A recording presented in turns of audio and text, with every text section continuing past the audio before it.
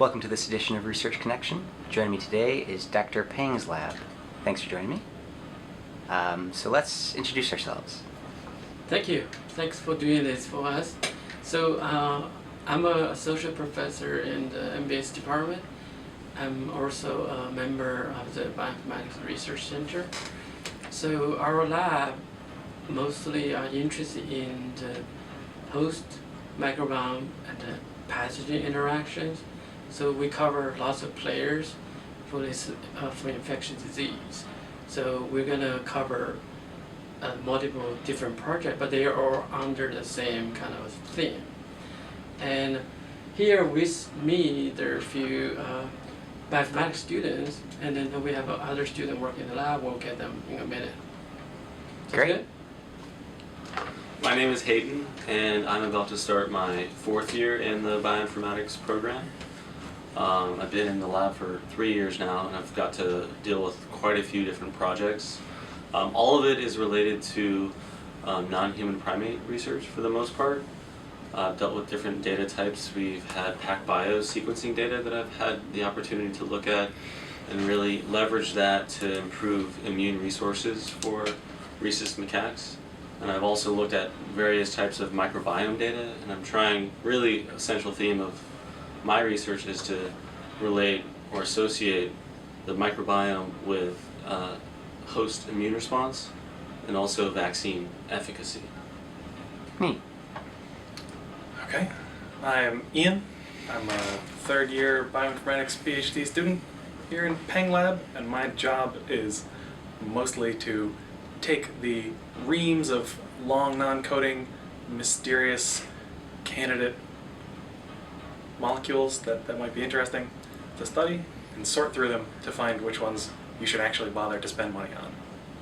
Right now that means CRISPR screen that might identify thousands of long non-coding RNA, any one of which you might want to spend money on. Great.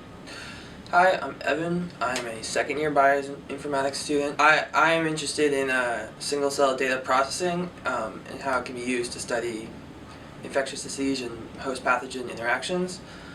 Currently, I'm working with our first data set with the single cell assay, and the data came from a collaborator who is studying the role of epidermal growth factor receptor in gliogenesis. Hi, so this is another part of our research that the first we talk about students working in the bioinformatics, and actually we also have a wet lab that we do an actual experiment, and these are the 2 students that are doing the actual lab work. Okay, go ahead. Hi, I'm Aiden Jones. I'm a graduate student getting my PhD in genetics. And I'm Kay Dively. I'm a 1st year genetics PhD student as well. So my work focuses on characterizing genes considered non-coding RNAs.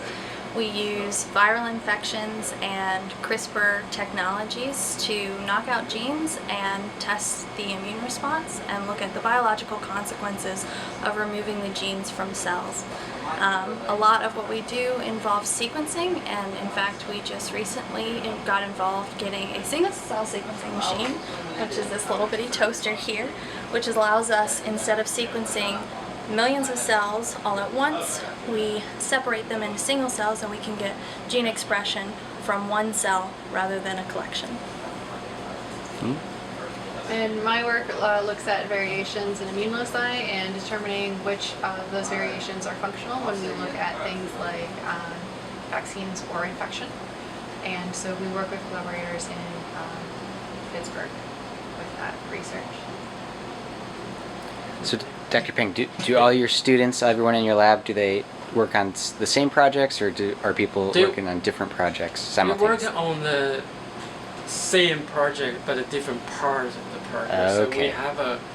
we take it from the beginning to the end, so that involves both laboratory experiments and the data analysis. So the unique aspect of this laboratory is that we are combining especially the high throughput technology like the single cell analysis, and then also there is a deep sequencing.